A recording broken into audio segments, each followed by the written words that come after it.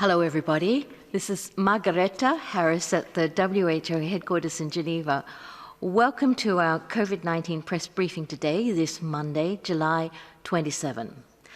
As normal, our Director General, Dr. Tedros, will open the briefing with some remarks, and then we'll open the floor to questions. Today, joining Dr. Tedros, we have our regular experts, Dr. Mike Ryan, Executive Director of Emergencies, and Dr. Maria Van Kerkhove, our technical lead for COVID-19.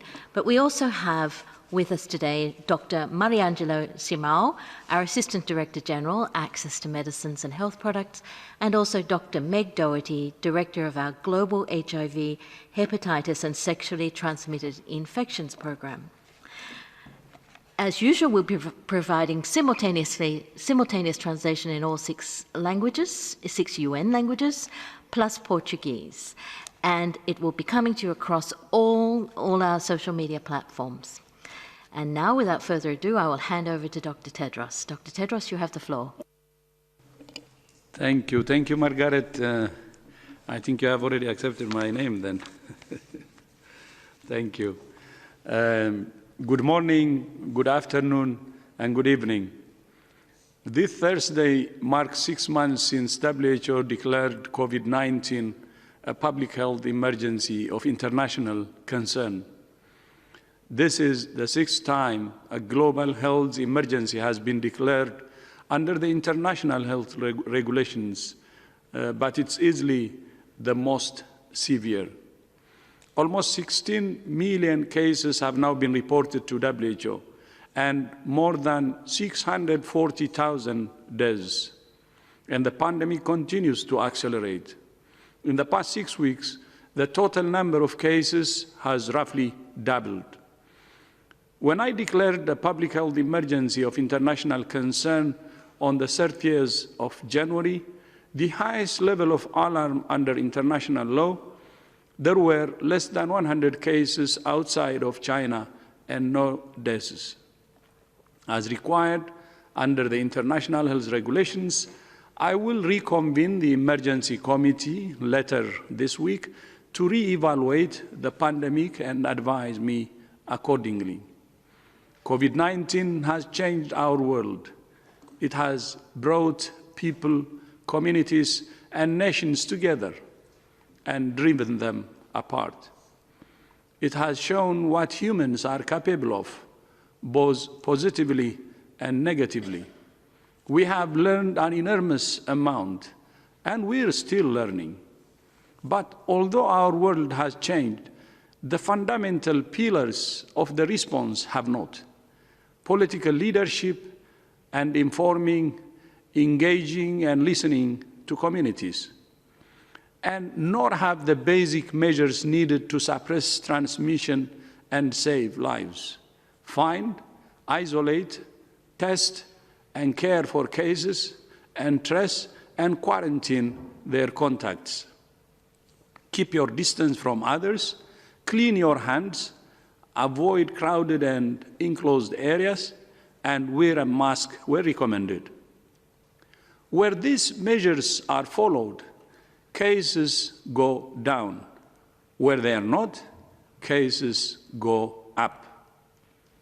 Countries and communities that have followed this advice carefully and consistently have done well, either in preventing large-scale outbreaks like Cambodia, New Zealand, Rwanda, Thailand, Vietnam, and islands in the Pacific and Caribbean, or in bringing large outbreaks under control like Canada, China, Germany, and the Republic of Korea.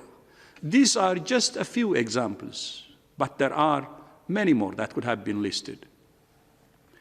The bottom line is that one of the most fundamental ingredients for stopping this virus is determination and the willingness to make hard choices to keep ourselves and each other safe. Over the past 6 months, WHO worked tirelessly to support countries to prepare for and respond to this virus. I'm immensely proud of our organization, WHO, and its people, incredible people, and their efforts. Within days of learning of the first cases in China, we published extensive guidance on how to find, test, and treat cases and protect health workers. We also published the first protocol for testing for the virus and immediately started working with manufacturers in Germany to produce tests and ship them to countries most in need. We convened hundreds of scientists to develop a roadmap for research. We have brought together thousands of experts from all over the world in many disciplines to analyze the evolving evidence and distill it into guidance. Never before has WHO produced such a large volume of technical advice in such a short period. More than 4 million people have enrolled in our training courses through the openwho.org online learning platform. We launched the Solidarity Trial to find answers fast about which therapeutics are the most effective. We launched Solidarity flights to ship millions of test kits and tons of protective gear all over the world. We launched the Solidarity Response Fund, which has so far mobilized more than $225 million from more than 563,000 individuals, companies, and philanthropies.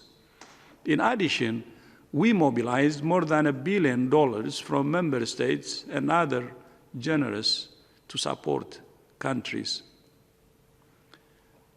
We worked with community organizations, religious groups, the public and private sectors, tech companies, and many other groups to fight the infodemic.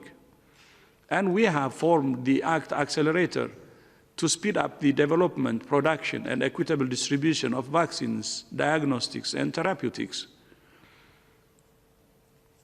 We have done an incredible amount, but we still have a long, hard road ahead of us.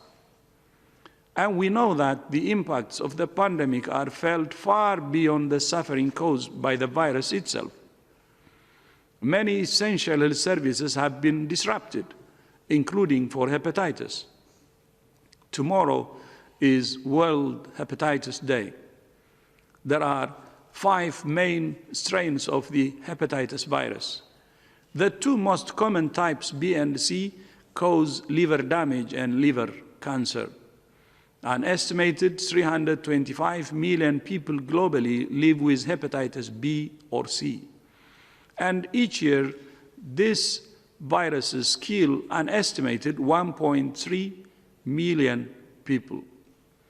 In 2016, the World Health Assembly adopted the Global Hepatitis Strategy, setting the world's first hepatitis elimination targets. The strategy calls for the elimination of viral hepatitis as a public health threat by 2030, reducing new infections by 90% and mortality by 65%. Even talking about hepatitis elimination would have once seemed a fantasy. But new drugs have transformed hepatitis C from a lifelong, deadly disease into one that in most cases can be cured in 12 weeks. Although in many countries, the medicines remain expensive and out of reach for many patients. Still, many countries are making incredible progress. Egypt has tested more than 60 million people for hepatitis C and linked those who test positive to treatment free of charge. We are also seeing some progress with hepatitis B elimination, for example, in Asia, where childhood hepatitis B immunization coverage is high, including the all-important birth dose. Today, we're celebrating more good news. New research led by WHO and the London School of Hygiene and Tropical Medicine shows that together we have achieved the global target set in 2000 to reduce the prevalence of hepatitis B infections in children under 5 years of age to less than 1% by 2020. This landmark achievement means we will dramatically reduce the number of cases, liver cancer and cirrhosis in future generations. However, progress is being hampered by low coverage of hepatitis B vaccine in some regions, particularly in sub-Saharan Africa, where many children still miss out on the all-important vaccine dose at birth. One of the most significant challenges we face in eliminating hepatitis B is mother-to-children transmission. Tomorrow, WHO is launching new guidelines for the prevention of mother-to-child transmission of hepatitis B. We call on countries, especially those with highest burden, to implement these new guidelines as an important stepping stone on the road to hepatitis elimination. That road has been made harder by COVID-19. Services for prevention, testing, and treatment have been disrupted. Supply chains are being interrupted. Limited financial and human resources are being diverted, and the political focus has shifted to containing the pandemic and economic recovery. All of which means there is a real risk we could lose the gains we have made. Like so many diseases, hepatitis is not just a health problem. It is an enormous social and economic burden. As we mark 6 months since the declaration of the global health emergency, the COVID-19 pandemic is illustrating that health is not a reward for development.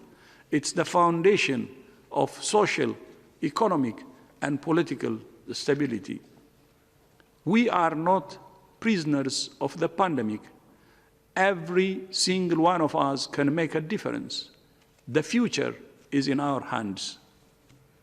WHO remains totally committed to serving all people and all countries with science, solutions, and solidarity. I thank you. Thank you very much, Dr. Tedros. So I'll now turn the floor to questions. As usual, because there are so many of you on the line, please, just one question per person. And remember also that you can ask your question in any of the 6 UN languages: Arabic, Chinese, English, French, Russian, Spanish, plus Portuguese. And as Dr. Tedros mentioned, there's a lot of good and interesting news on hepatitis. We have Dr. Meg Doherty here to answer any of your questions on that area. The first question goes to Adam Vaughan from New Scientist. Adam, unmute yourself and go ahead, please. Good morning. I just wanted to ask, judging from the daily case numbers of nearly 300,000 in some of the past few days, are we entering a new stage of the pandemic? And why are cases surging? Is it mostly countries that haven't yet reached their first peak, as the numbers seem to suggest? Or is it mostly second peaks as, countries begin to unlock or have already unlocked? So thank you for the question. I'll begin, and perhaps Mike or DG would like to supplement. It's a complicated picture if you look at what's happening globally. It's very difficult to give a short answer to what is happening with this pandemic. We do know that in many countries are really in the thick of it. They're really seeing intense transmission. I'm looking at a map. We receive a daily update of the cases that are coming in overnight in the last 24-hour period, and there's a number of countries that are really seeing intense transmission. Other countries which have already passed through their first peak, many of them are keeping transmission low.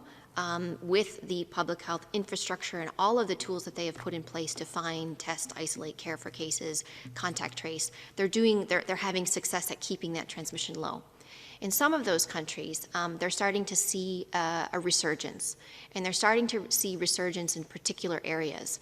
They're seeing clusters of cases and outbreaks and pockets of clusters of cases in certain geographic areas, or in areas that are associated with certain types of industries, like we've seen some outbreaks that are happening with regards to nightclubs, for example, where people are coming together and spending close quarters and prolonged periods of time together. If the virus finds an opportunity, it will transmit between people, and these clusters of cases will emerge.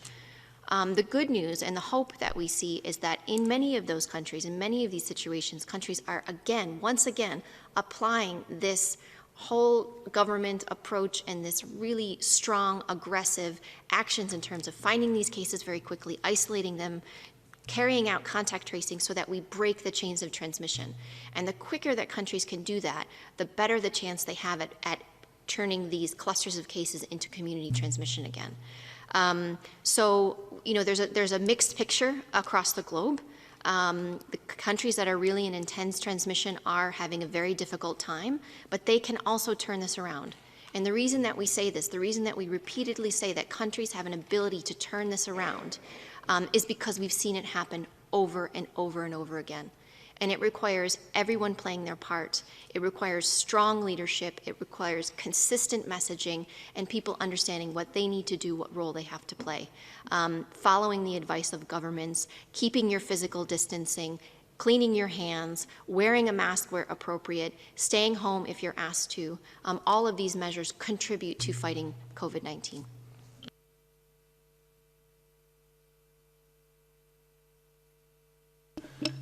Could just add as well, this is, as I said, the first time we've dealt with this new and novel coronavirus, SARS-CoV-2, which causes COVID-19. So the assumptions that the disease would naturally be come in waves is an assumption that's based on previous pandemics with other respiratory viruses like influenza. I think what is clear is that countries that have implemented control measures have suppressed the virus. And when those measures to suppress the virus are lifted, the virus returns. And I think what is clear that pressure on the virus successfully pushes the numbers down, release pressure on the virus, and the numbers can creep back up. So whether we're dealing with second peaks within the first wave or second waves, in some senses is not the right question to ask. The question to ask is, how much pressure do you have on the virus? Do you understand where the virus is in your country? Do you understand the populations that are being affected? Have you got in place the necessary control measures to keep pressure on the virus? Because every single country where pressure has been lifted on the virus, where virus is still at community level, there's been a jump back in cases. And the question is, how effective are authorities at reacting to those increased numbers? And to what extent are communities empowered, supported, and involved in that process and playing their part in suppressing the virus transmission? Because we could turn this into an academic argument over second peak, second wave. I think that's not the right discussion to have. We need to keep pressure on the virus. Those countries that are pressuring the virus are succeeding. Other countries are struggling, and we need to be able to change the game. Thank you very much, Dr. Ryan and Dr. Van Kerkhove.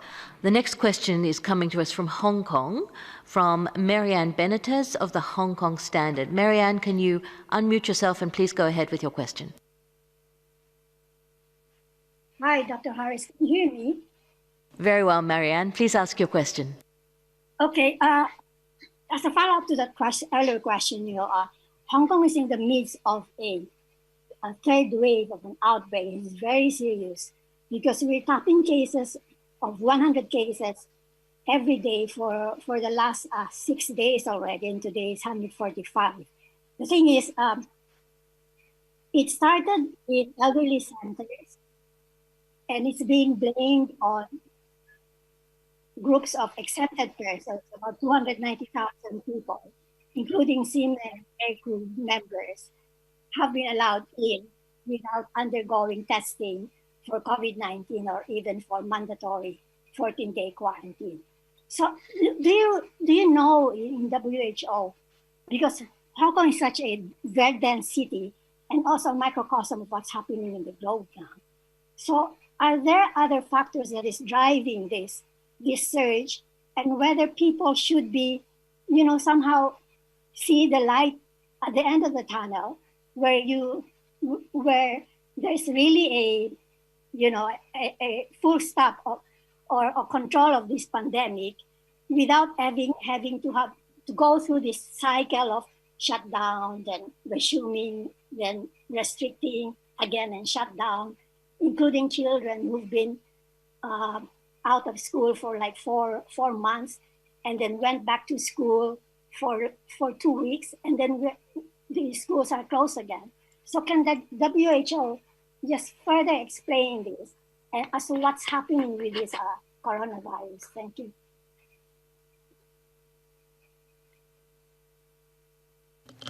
So thanks, Marianne. I think within your question, you have a number of questions that are there.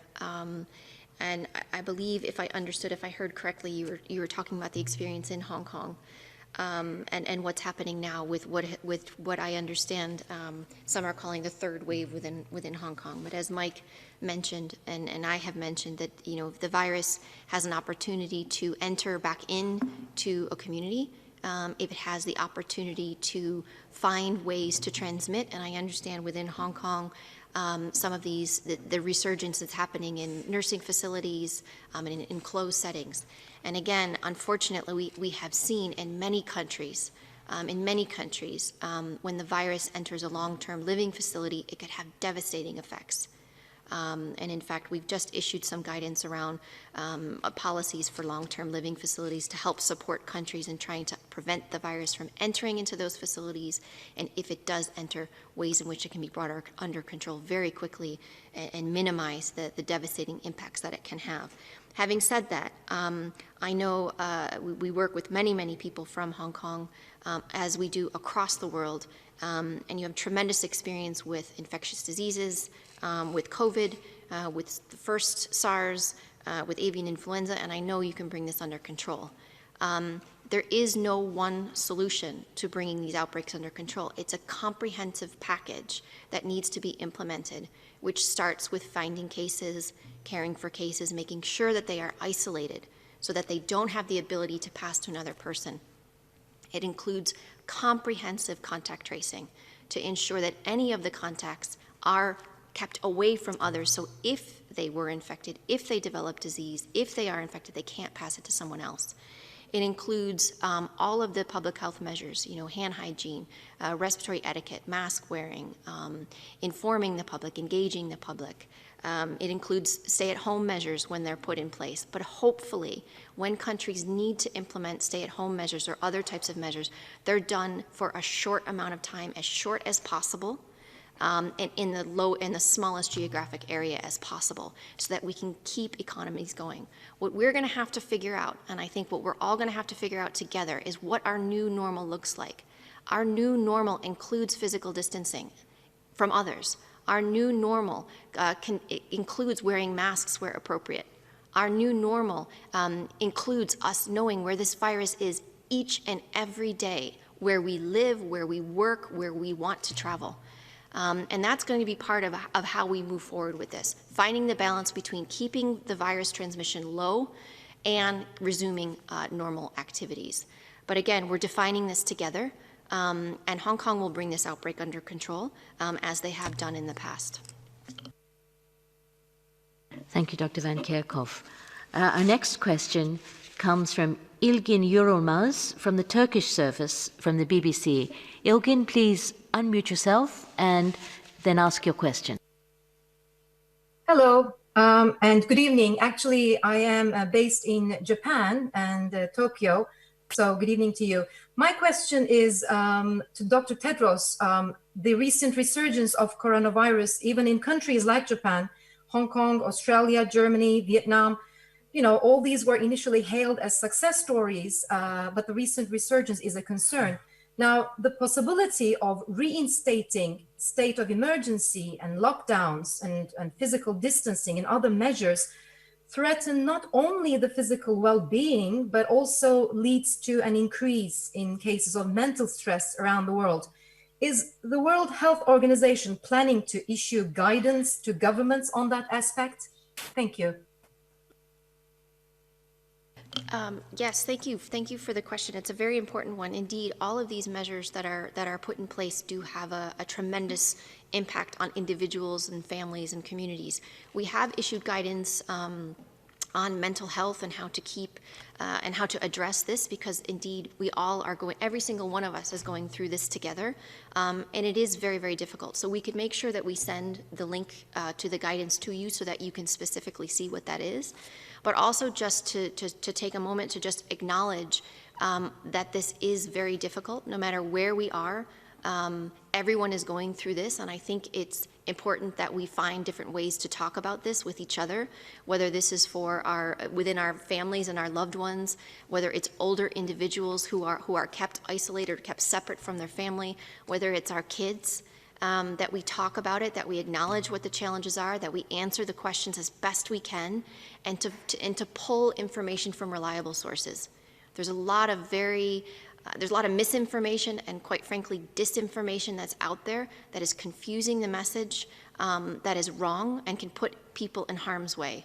So as we try to figure this out and as we try to work through this, it's important that we pull information from good sources. But we will send you the mental health guidance that we have put out after this presser. It may also be useful for us to look at the metrics. You stated correctly that countries like Japan and Australia have had good success in containing the disease, and I believe those countries are still demonstrating success, but in a different fashion. And that is, and I said this at previous press conferences, it was always likely that when societies opened up, when mobility increased, that we were going to see disease return in one form or another, sporadic cases or clusters. And the real judge and test of a country's capacity and resolve is how quickly and how comprehensively does each country respond to those signals that the disease is back? How quickly are individual cases and clusters detected? How exhaustively are they investigated? And what local control measures are put in place in order to prevent transmission? What you're really trying to do is to ensure that small numbers of cases and clusters don't reignite sustained and efficient community transmission. So we really have to encourage governments to continue to do that, because one of the downsides for me personally is that governments should be praised when they pick up clusters of cases and when they react quickly and when they demonstrate that they're taking responsibility and they're communicating transparently. Because the one thing you want to know, in order to go on with your life, you have to believe that the government has this. And if there's disease in another community far away from you, if you trust that the government has got that under control, you can get on with your life. You can get on with because you know I'll be told if there's a problem. I will know if there's going to be a problem for me. And I think that's where we have to get down to the subnational level. We have to be really agile, we have to be really responsive, and we have to jump on these flare-ups of cases very quickly. And I think both Australia and Japan, as you've mentioned them both specifically, deserve a lot of praise for the way in which they're trying to contain the disease at a subnational or at a community level. And that's what's essentially occurred in many countries, is that nightclubs, other situations, dormitories, other environments in which people are close together can act as amplification points for the disease, and then it can spread back into the community. We need to be hyper alert on those. But we also need to be aware that it's very tough for particularly communities, it's tough for schools, it's tough for businesses. If the rules of the game are changed every 2 days, then it's very hard to adapt and react. So there have to be consistent messages. And one of the things we've always advised is that when measures are changed, they should be left in place for a period of time in order to see that they're effective, but then also so people can adapt. And flip-flopping back and forth between one measure today and another measure tomorrow, while it's well intended, can actually have an unintended consequence. Number one, people get confused. Number two, people can become resentful why are the rules changing so quickly? So we need consistent, clear, sustained interventions. We need to get our interventions down to the lowest possible level at community level, and we need to react quickly to new signals. And we should refrain, I would hope, from overly criticising governments who are actively seeking cases, actively doing surveillance, doing contact tracing. They're trying to uncover the problems. They're trying to surface the issues and deal with the issues. What we need to worry about is situations where the problems aren't being surfaced, where the problems are being glossed over, where everything looks good. Because one thing is for sure with COVID, as it is with every infectious disease, just looking good does not mean things are good. I would much rather be in a situation where my government is honest and truthful about the situation on the ground, and then communicating the reality on the ground to me and then demonstrating that they can take action and react quickly to those new clusters as they occur. I would have confidence in governments that do that, not lack of confidence. Maybe just to add a bit,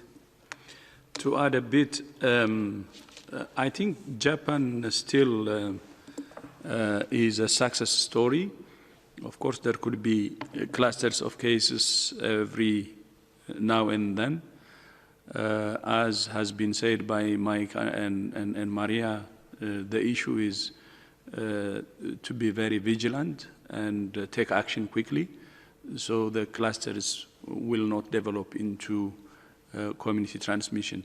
But one thing I would like to add and to show the success from the other angle is, if you take the death rate in Japan, even when the number of cases increase, they manage to keep the number of deaths at the minimum.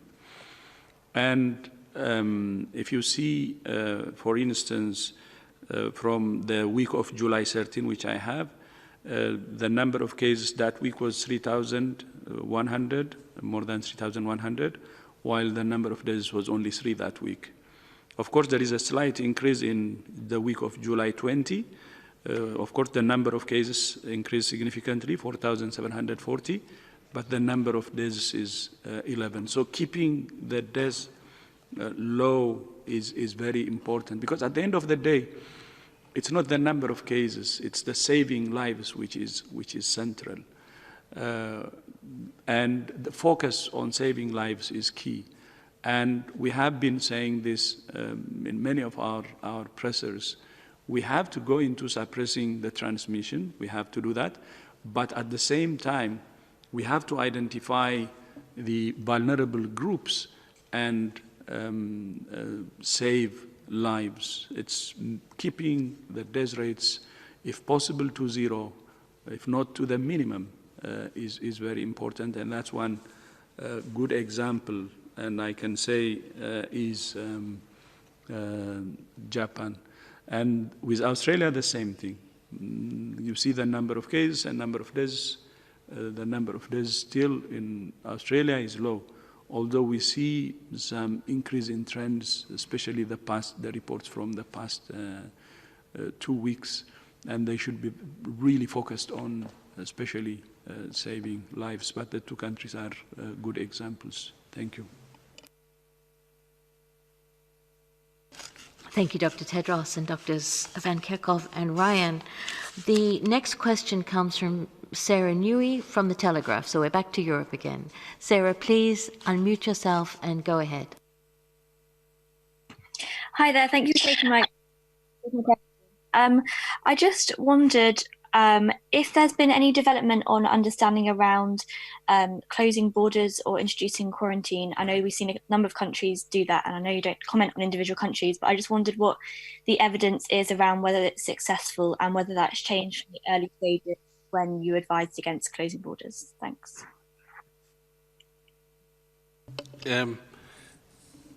WHO has always advised that travel measures should be used in conjunction with other measures. By themselves, travel measures are not effective in dealing with the movement of disease. In the same way that hand washing alone, or mask wearing alone, or any of the public health interventions alone is not effective.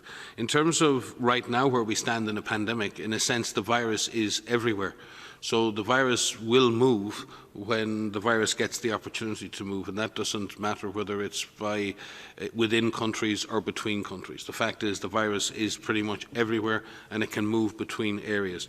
I think where we need to look at is what is the risk of disease moving from an area of high transmission to an area that already has transmission under control. And I think that's what's concerning governments right now.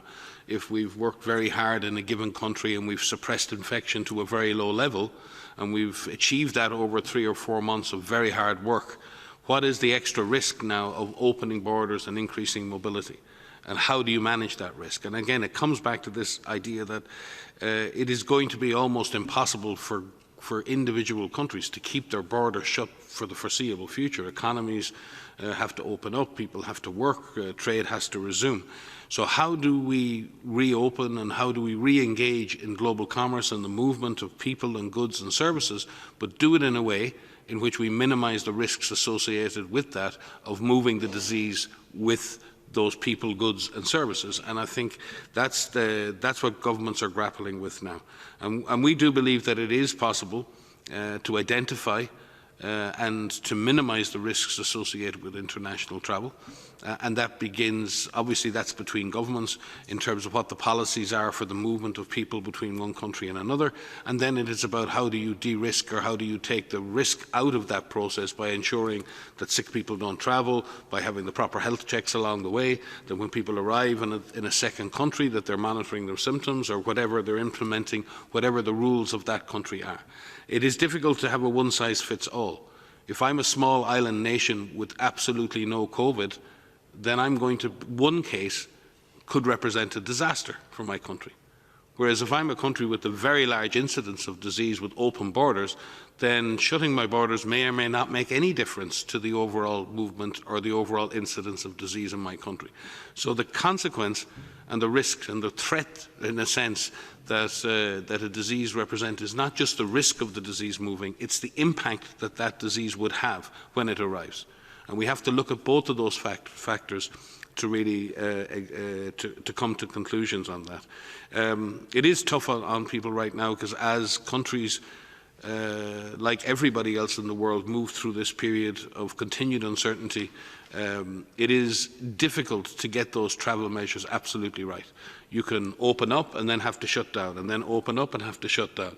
And some people say, well, better to stay shut because that's more consistent, but it's also not making any progress. So how do you make progress with opening up national and international economies? How you do that in a way that's least risky, but how do you do that in a way that you can pull back if you need to, slow down or reverse? And that's the conundrum we're facing both in terms of national travel and international travel at the moment. But continuing to keep international borders sealed is not necessarily a sustainable strategy for the world's economy, for the world's poor, or for anybody else. So we really do have to make progress on beginning to do that, but do it in a way that is least risky. And we're working very closely with member states on that. We're working with the travel industry and others. But it is very difficult to have a global one-size-fits-all policy because the nature of risk and the nature of the impact is so determined by the local context and by the national or subnational situation. Thank you very much, Dr. Ryan. The next question goes to Tony from China Global Television Network. Tony, could you unmute yourself and ask your question? Hi, thank you. My question is just sort of going on this theme that Dr. Ryan has been bringing up as when the pressure is relieved, that the virus has these opportunities to spread. And certainly we're seeing these infections rolling across parts of Europe. And governments have been very hesitant. And some of them have even come out outright and said that these national lockdowns that we saw the first time around in March, that these are going to be avoided at all costs. And they're taking this very hyper localized approach. And I just wonder now, and you've touched upon this a little bit already, as we're in the height of the summer season, you have people streaming across borders at very high rates. Whether or not this localized approach is really what's needed right now, if there needs to be a more cohesive approach at the federal or national level, if we're going to be able to strike this balance. Yeah, I think you're correct. In some sense, you've answered your own question. It's striking that balance between what is national or federal strategy and what is local implementation. In a sense, you fight what you see, and the only people who really see what's happening are at local, but you can't just react to what you see locally. You have to be guided by what's happening nationally. And the best, in the most effective countries, what you see is a seamless relationship between a national strategy being implemented, but with the local flexibility to be tactical in reaction to the disease. And finding that balance between well laid out national strategies that lay out the the objective, lay out the approaches, fund and support those approaches, but give local actors and local authorities the maximum authority to be able to implement as they see on the ground. I think that's the right balance to strike. It's very understandable that no country in the world that's been through a lockdown wants to go back there. Who wants to go back to a full lockdown? There are huge economic and other consequences from that. And again, I think we've said quite consistently that there are choices in that. The lower the level of virus is, and some countries very much succeeded with very, very stringent lockdowns to really suppress virus levels to very low. And as they've opened up, even those countries have seen small rises in cases and clusters of cases occurring. And they're now reacting to those cases and clusters. And that may be the future. We may be in a situation where we're having to react to cases and clusters. We may see community transmission emerge from some of those clusters. And we may have to shut down or pull back on mobility and mixing in those local areas. And in the end, if we leave aside the word lockdown, because it's become a charged term, what do we mean? We mean there are certain areas in which... Microphone, please. Where disease is transmitting efficiently at community level. Where you see that disease begin to become efficient and it's moving easily between people, what do? What you want to do is put distance between people. You want to stop people mixing as much as they were before. The virus loves when people mix, because when people mix, the virus moves. So if you know where the virus is and you can say, yes, we have community transmission in this area, then you can reduce mixing in that area. So it again comes back to, do you understand where the virus is? What is the level of detail of your knowledge of the virus epidemiology in your country at national, subnational and local level? If you can understand the dynamics of transmission and be very precise in your disease understanding, you can be very precise in your response.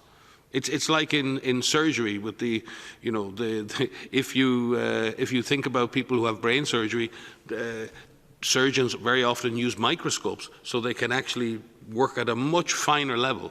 And we've seen huge increases in people surviving from brain surgery because we are much more precise in the surgery we can carry out in those cases. And it's the same thing here. The more we understand the disease, the more we have a microscope on the virus, the much more precise we can be in surgically removing that virus from our communities. But if we don't know where the virus is, if we just have this broad community transmission, then we have to take very broad-based measures. And in that situation, that hurts the economy. So again, I would emphasize that, number one, communities have it in their power to reduce transmission by their behaviour, and authorities have it in their power to really, really ramp up surveillance, testing, tracing, tracking, in order to understand where the disease is and take the appropriate measures. And if countries do that, and if they are able to do that at a subnational level, then possibly we can avoid the worst of these so-called lockdowns occurring in the future. Maria? Just a quick note on the solidarity that we've seen across borders. I mean, I think in this particular area, highlighting the question that you just mentioned, we've seen this really, and I don't know if DG wants to comment on this as well, but we've seen a lot of countries come together and work together on, here's the solution that we're working on in our country, here are the measures that we have put in place in our country, here's the situation in terms of disease transmission we see in our country, what does this mean for us, what does this mean for the countries that border us? And we've seen really incredible work together and unity and solidarity together to come to a solution. Because this virus does not respect borders. It doesn't respect, how we've set up our landmarks. And so we need more of this, I think, and I think we will continue to need countries to work together to find solutions together. Because, as we've said many, many times, if the virus is circulating, no one is safe until we're all safe. So again, we just encourage that level of collaboration as we work through as this pandemic evolves. We're going to have to figure this out together, how we open up these travel corridors in terms of the disease risk between countries. But again, it's really nice to see the solidarity across countries.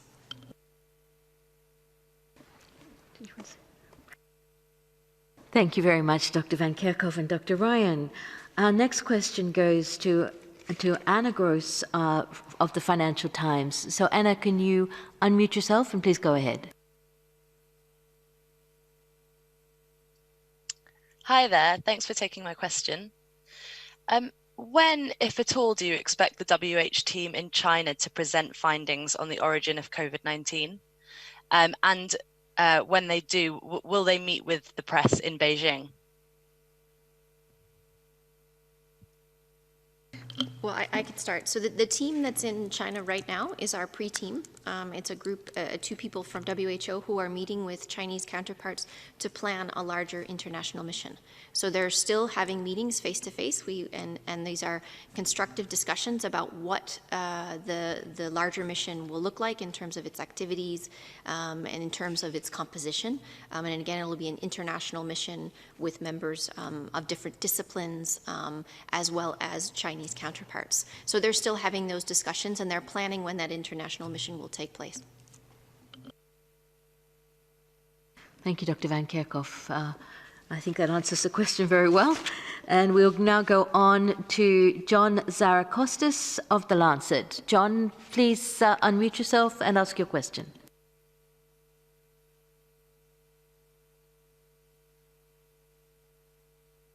I think we've lost John. John? Can you hear me now? Yes, we can hear you very well now. Please ask your question. Yes, good morning. I'd like to follow up on the introduction by Dr. Tedros with regards to hepatitis C. You mentioned, sir, that the medicines are still very expensive and out of reach in many countries. I was wondering if your experts that are present today, if they can shed some light. What is the average cost of the 12-week treatment in high-income countries, middle-income, and low-income countries? And what are the major impediments preventing access to a cure? Thank you very much for that question. And of course, there's been enormous progress in the field of hepatitis C, where we have a series of direct-acting antivirals, or the DAAs they're called, that can treat all different kinds of genotypes across the world, and they've been made much less expensive over time.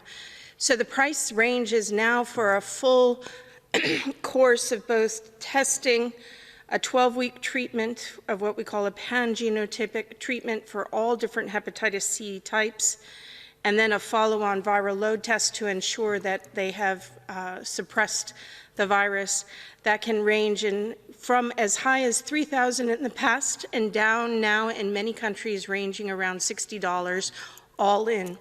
So in many ways, we now have prices that will allow us to end hepatitis C, and this is essentially a cure if we can find all those other millions of people who have not yet been identified. So it's a great opportunity for us to try to move forward and try to find what we call on World Hepatitis Day, find the missing millions and identify, test, treat, and those persons will no longer pass the virus on to others, and we can find a functional cure for hepatitis C.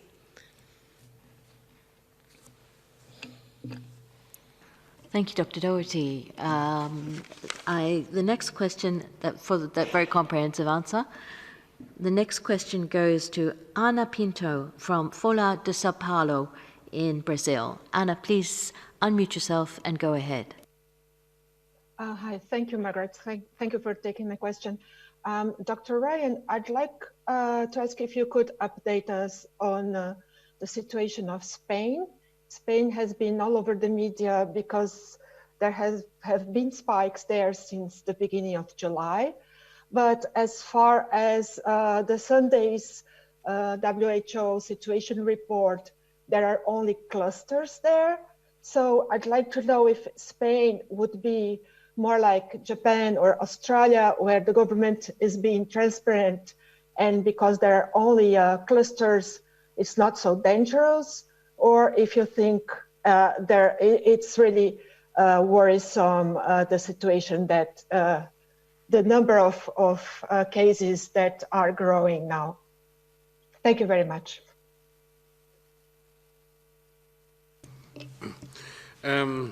Thanks for the question.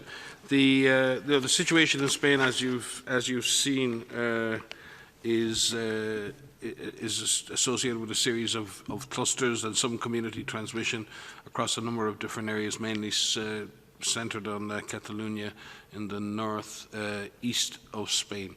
And again, as measures have been relaxed and mobility has increased, we've seen the number of cases rise. But the situation is nowhere close to what it was there before. And the authorities certainly assure us that they're taking every possible measure to investigate and suppress clusters and taking localised action to suppress those new clusters of disease.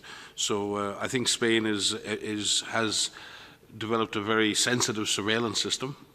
It's able to detect these clusters very quickly and again is very open and transparent about how it communicates those clusters to its population so people can take action. So I think it will take a number of days or weeks for us to see what is the future in Spain. But we trust that with this open approach, with this sensitive surveillance, with the sustained testing and with the cooperation of people in Spain, that we will see these clusters come under control in due course. But complacency is not an option, and we do not believe that the government of Spain is being complacent. In fact, quite the opposite. They're being responsible and being very open and aggressive in their surveillance strategy for the country. Thank you very much, Dr. Ryan. And on that note, I think it's time to close this press briefing. I'll just hand over to the Director General for final remarks. Just make one other point, because Meg spoke really well on hepatitis C, but just a shout out to all those people who've been working on hepatitis B for so long, 20 years now, and to see incidents less than 1% in children it is incredible. And I think sometimes the unsung heroes, and we see the impact that vaccination can have. But vaccination is not enough. It takes hundreds of thousands, millions of health workers and communities and mothers and children and so many others to make vaccines have their impact. And for those who see the impact of Hep C and see the treatments come, but also avoiding hepatitis B, it's been a scourge in many, many countries for so many decades. So just a shout out and a chapeau to all our colleagues working in vaccination on this. It's a huge success. I know it doesn't sound like it, but we should take these successes because they're true victories for global health. Well done, Meg. Well, also just to invite people tomorrow, because tomorrow is World Hepatitis Day, and the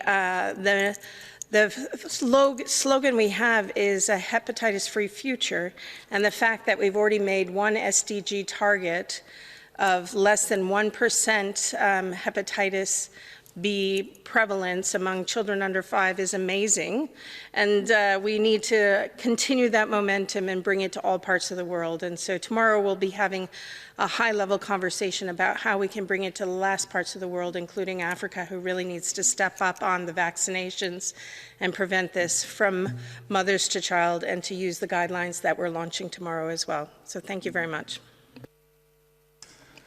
Yeah, I would like to join Mike and Meg. I think having a good news in the middle of the pandemic is not bad. In under 5 children, putting hepatitis B less than 1% is really a success. And we would like to use this opportunity to thank health professionals all over the world for their hard work to make this happen. As you know, hepatitis is a lifelong, actually, problem. It can stay with you through adulthood, and it's like a time bomb, and everybody knows it. And a major health problem, and killing more than 1.3 million people globally. It's serious and a very silent killer, by the way. So having a progress in hepatitis B is very significant. So we thank all health professionals, all who have been involved, and also our team here, and also from our partners. And especially shout out to London School of Hygiene, good partner. So thank you very much, and look forward to seeing you on Thursday. Thank you. Thank you for joining.